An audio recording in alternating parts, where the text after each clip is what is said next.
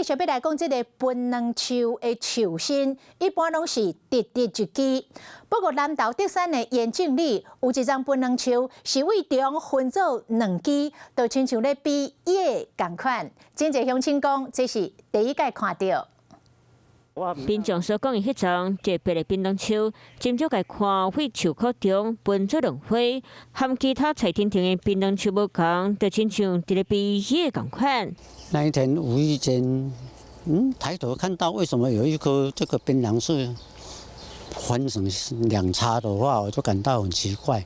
德山镇严正里有民众伫咧运动散步时，无野无戏看到这张槟榔树的中分花，感觉真神奇，嘛叫其他好朋友赶紧来遮看。可能是唯一的啦，没有在第二棵了啦，仅存的有这种奇特的景观。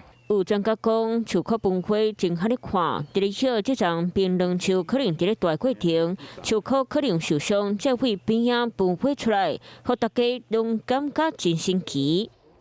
Hello， 我是林明瑞。想要抢先掌握最及时的新闻资讯吗？赶快订阅、按赞、开启小铃铛，锁定我们华视新闻的 YouTube 频道。